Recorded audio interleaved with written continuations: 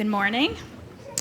I have had the pleasure of working with 35 of the Eastern Christian students and faculty over the past few months to prepare them to go out and serve on mission trips over spring break. And now we are back and returned from spring break, and so we have the joy today of getting to hear some of their stories.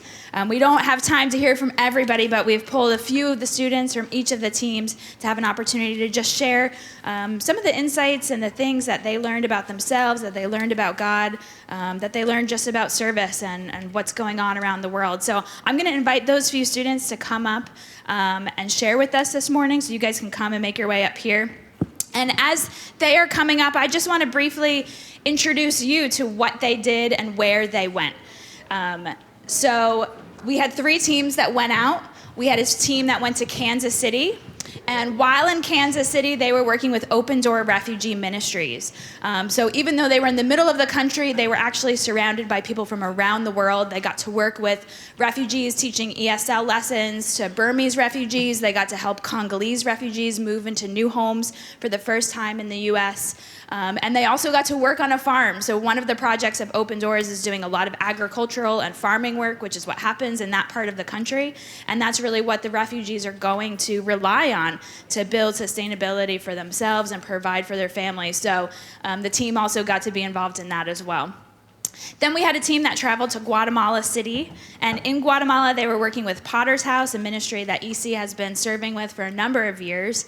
One of the main things that they did in Guatemala is run a kids program for the week. And so they had, as you can see, they had lots of kids that were working with them. They got to build relationships with them, share them stories about the Bible and the love of God, and really just to build relationships with the students and get to hear their stories as well. They also had an opportunity to prayer visit with a number of families and just kind of learn the stories of the people who are living there in Guatemala City. Many of those families make their livelihood off of the Guatemala City garbage dump.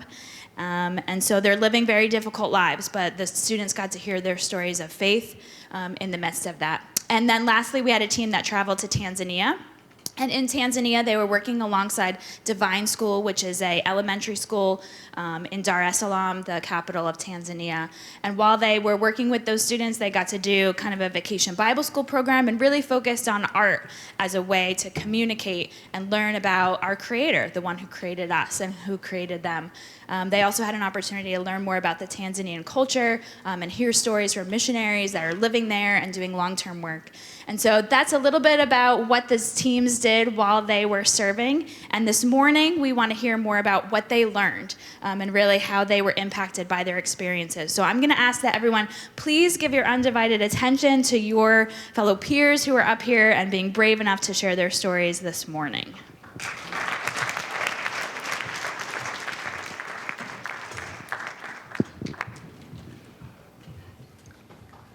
It's a privilege to be up here with you guys. Like Andrea said, this is just a few of the students that went out on these spring breaks, and I had the chance to hear their stories.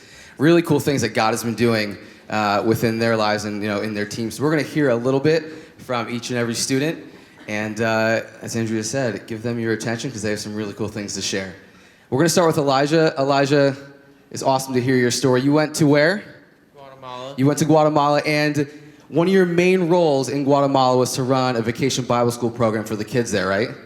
Now, as we talked, you were sharing with me a little bit of kind of the work that it took to run that VBS, but I want you to tell us a little bit about what went into making that vacation Bible school such a successful outreach for the students that you were ministering to. Every day what we do is we prepare a meal for the kids. We walk through this garbage dump community and carrying all the supplies. We would teach our lesson to the kids and give them their snack and then go back. But to me, it was like so much more than that. Kids were like waiting outside and they're always eager to learn and ready to play and learn with us even though we didn't really know them. We'd always perform a skit with each day's lesson and we'd sing songs in Spanish before we'd split up into like the different groups. There were some challenges such as the language barrier. And also, the language barrier was the biggest one, and just we would have a lot to improve on each day. But however, our perseverance and ultimately their interest in the lessons, like it really had an impact on me. I was surprised how these kids had next to nothing. They might not have known where their next meal was coming from, and they were like self-disciplined in a way, like even though they were young. Yet, in spite of all that, they were really happy and always excited for VBS. Like, this is an experience that deeply moved me and one I'll remember for many years to come. Awesome. Elijah, thank you very much for sharing. And it's so cool. It's so cool, as Elijah was saying, perseverance. I think a lot of times when you're on a trip, and even when there's a language barrier, like you're saying, sometimes you feel like, am I going to make a difference? Am I going to be able to interact with these students? And, you know, it just goes to show the relationship that you had with the students at the end of the trip was so beautiful because of how God was using you in the midst of that Vacation Bible School. Thank you for sharing. Amanda, how are you doing this morning? Great. Great. Doing good. Amanda's going to share with us a little bit of her experience to Tanzania. So last year you went to, why don't you tell everybody? Kansas City. Kansas City. And this year was your first opportunity to go overseas and travel to Tanzania. And as we were talking, you were saying that you were immediately shocked by so many things right when you got off the plane. Eye-opening experiences. Will you share with us about that? Yeah, we just left the airport and we were driving to our house, and we were in traffic, so our bus was stopping quite often. And a lot of people came up to our bus asking us if we would buy whatever they were selling. And I was sitting right next to Keandra, and I remember specifically a woman came up to our window and motioned to us if we had food. And she put her hand to her mouth and put her hand to her baby's mouth and asked us if we had food. And me and Keandra looked at each other, and I didn't know what to say because it was right. We just got out of the airport and I wasn't expecting it, and I was overwhelmed. Keandra looked overwhelmed, so we didn't really know what to do. And you can't make eye contact because they'll stand there longer. And it's interesting because we prepared so much for poverty, and we took poverty classes and we took culture classes, and we were immediately overwhelmed. And that's the best thing about these trips, is that you can prepare and you can know everything about where you're going, and then God shows you something different and he makes you feel a way that you never thought you could feel. And that is the best part about these trips, and that's something that I'll never forget. Awesome. Thank you for sharing. I think mission trips and even poverty in general, it opens up your perspective and your eyes really wide. I think a lot of times we're here and now in our everyday life, and we never really experience, for the most part, poverty. And you know, as you go on a trip, whether it's local or it's global, you begin to see what is going on around the world. And I think really cool, like you were saying about a mission trip, you can experience that, but you can be a part of the change. And so bringing the light of Jesus to those children that you're ministering to is such an awesome thing. Irina, you went to Guatemala, and you have a similar story about poverty and kind of just the impact that it had on you. Will you share with us a little bit about what impacted you most? Sure. Okay, thanks. Okay. This was actually my first out-of-country mission trip, so I got to really experience, like, I don't know, things outside of like where I lived, I guess, because like last year I went to Kansas City, and like although they worked with like refugees there, like I would see like a Chick-fil-A there too, like stuff that I would see at home. But when I came to Guatemala, like the first thing I saw was like the garbage dump and the kids and like the families and the workers there, which really like opened my eyes, I guess. And actually one moment was when we were walking when we were walking back from VBS, we were like holding empty crates and just like stuff, I guess that looked like stuff we might be giving away. But this man, he came up to me and like he pointed at my water bottle and like he like took it, and I was like, okay.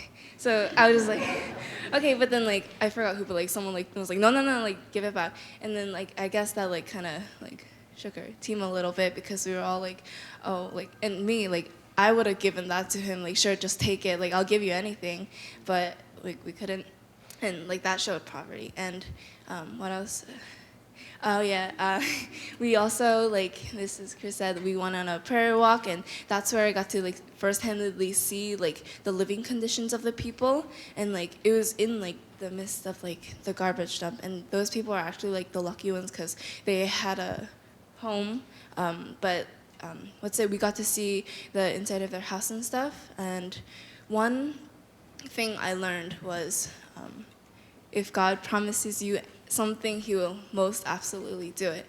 And that was something the last person's house we went to actually said. We'll translate it and like to trust in God because when we first went there, she was saying how beautiful her home was and like what a blessing it was and everything, how it was like a answer to her prayers.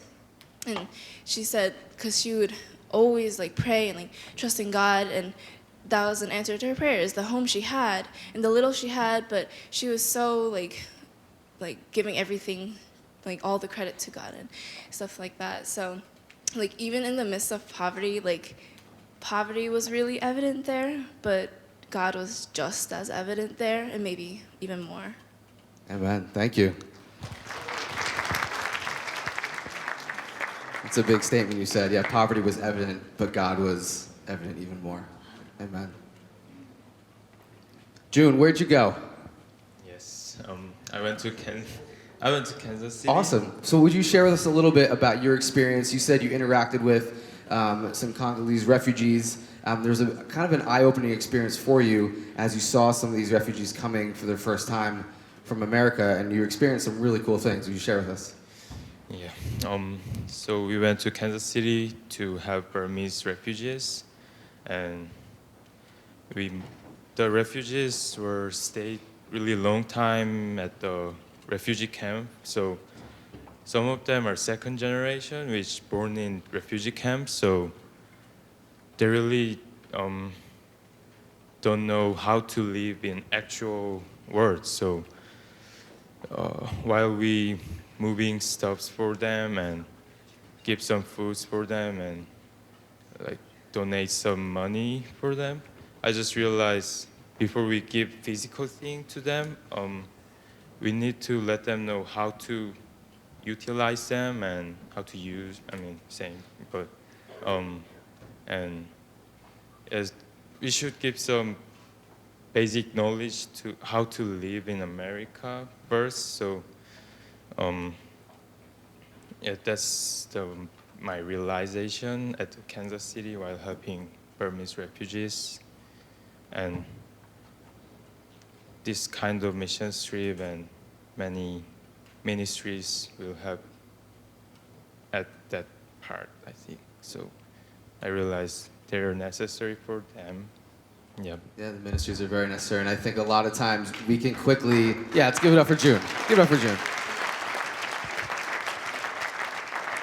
We can quickly pull out our wallet or give something, but I think as you maybe experience and realize that the time that you spend walking alongside of someone to maybe teach them or have them experience something with you can have far greater impact. I mean, we can always give and give and give, but relationship that is built and just coming alongside of someone and experiencing life and showing them who Jesus is rather than just sitting on the sideline and just giving has such a great impact. Are you ready? Jennifer, where did you go? Would you tell us? Where did you go? We went to Kansas City. With my group, we went to Kansas City. And you had some interaction with Congolese refugees as well, Yes. just like June, and there were some really cool just things that happened within you as you experienced the ministry there. Would you share with us? Yeah, so we went there and we saw that they're really in need, but God really used a local ministry to help them to provide their need.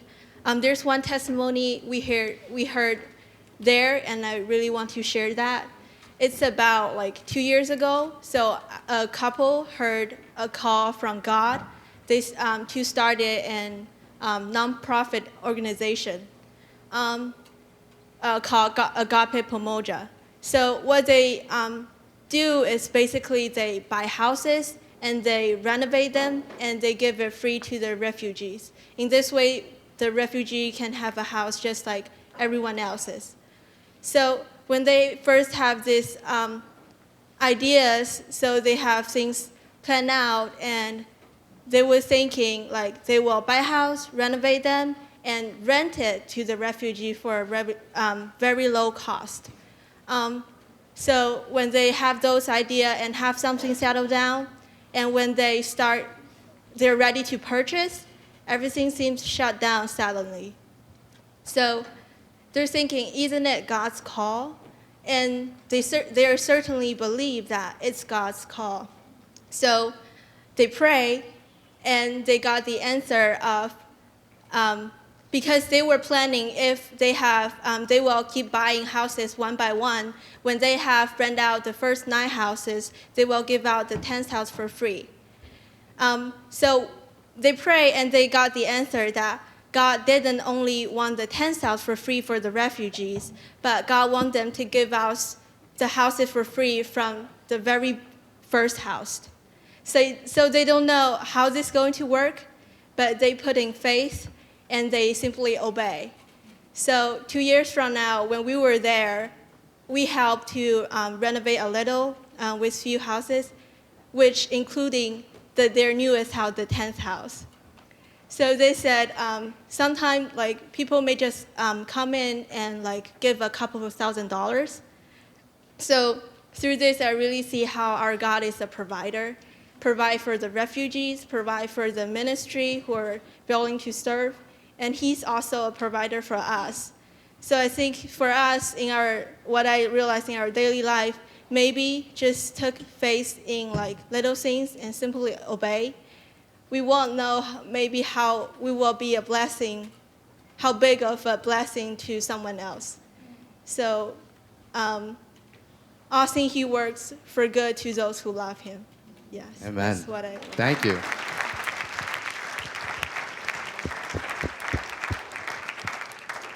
Cassie, you had the opportunity to go to Tanzania, and one of the significant things on your trip wasn't necessarily something you did, but it was a scripture verse that struck you. Would you tell us a little bit about the meaning behind that and how that impacted you on your trip? So the verse that I kept in mind was Proverbs 3:5-6, and some of you might know it, but it's, trust in the Lord with all your heart and lean not on your own understanding. In all your ways acknowledge Him, and He will make your path straight. So I just kept this verse in mind throughout the entire trip, and it was so cool to see like when things didn't always turn out the way the team wanted it to, or things went completely south, just when we trusted in the Lord and just kept in constant prayer, how God really directed our paths and made our path straight. And it was just full proof that God will direct your path if you pray to Him and tell Him what you want and what you need. And I felt like the team was growing closer as we trusted in the Lord. And another thing that I found was like how to acknowledge Him in all my ways. So when we're helping the kids with arts and crafts, just acknowledging Him and telling the kids about God's creation. And like even when we were buying like paintings in the market, just acknowledging Him and just showing people God's love, I really felt that He directed my paths when I acknowledged Him. And it was really cool how at the end of the trip, we went to a missionary's house for dessert, and we were just talking to them, and then it was time to leave. And I looked up at the wall, and the verse was right there. So it was really cool to just see like how, like again, proof of God and just acknowledging Him and what I was doing there. So yeah. Awesome. Thank you. And last but not least, Mr. Bailey. So as a team leader, you probably maybe had a little different perspective, but I want you to share a little bit with the student body, kind of the things that you witnessed happening within your team during the week you were there, and just some really cool things, just from the perspective of a leader and how you saw God at work at your time in Kansas City. All right, so the questions, for the first, wait, hold on. Okay, I'll go off the first. Yeah, go off. Yeah, that's anyway. good. So throughout the week, I witnessed a couple of great features emerging from our team. The first thing I saw immediately was community. There weren't any petty disagreements. Everything seemed to flow very, very nicely between the relationships and the students that came, and everyone worked well with each other and for each other. And in turn, this community was further exemplified through their servanthood while we were over there. For example, different members were helping with dinner every single night. Different people volunteered to help feed the animals in the morning. Some people were more eager to feed the animals than others. And then at the end of the day, Massimo and June were usually helping me lift the heavy stuff into the apartments, which I owe them a lot to when we worked. Except I owe them one because on the first day, I let them throw a truckload of junk out without me. But it's okay, there's grace. And then finally, their servanthood poured into their desire to draw near to the Lord. Every evening, we would work essentially from 8:30 to 5:30, 5 in the evening. So it was a very, very long day of heavy lifting. And every evening, we would debrief with our journals, and we would implement a worship aspect into it. So that way, there was music, and then there was a journaling reflection, and then we would end with the team debrief as usual. And as we were going into these debriefs and getting to know one another, I can confidently say that I saw the Lord working in each and every one of their lives while we were over there.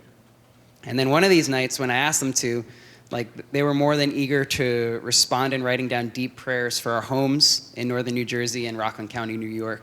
And I have a picture of these prayers, and they're paragraphs long. It's amazing.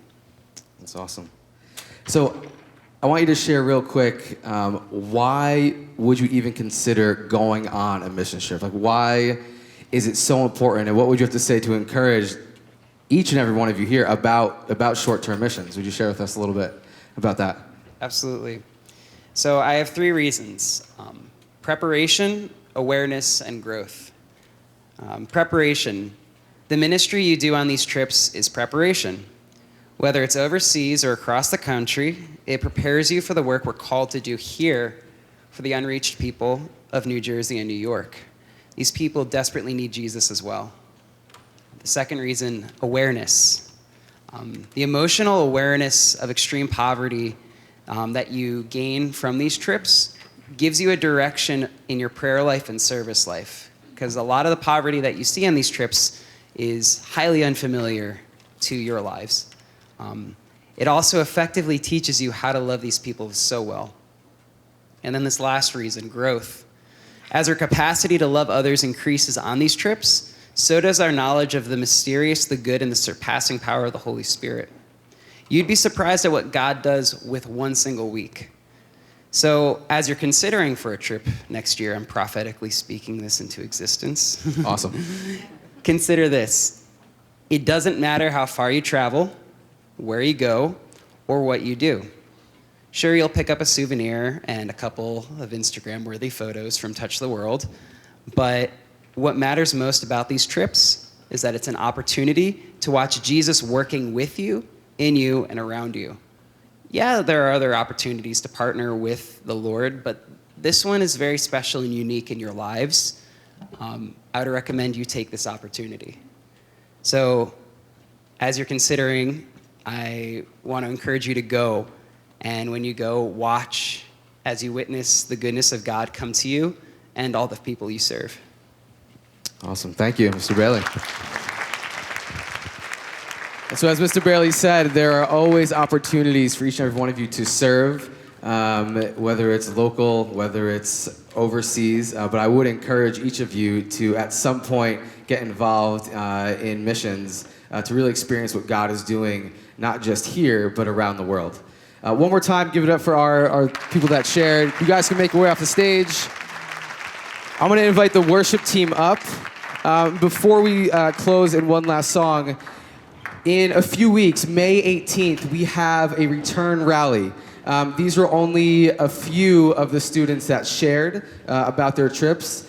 This evening is on May 18th. It's a Saturday at 6:30. And it's going to be all about Kairos moments, all about stories and things that God has been doing in the team's lives. We're going to hear from them about their trip experiences. We're going to see much more pictures than what we just saw today.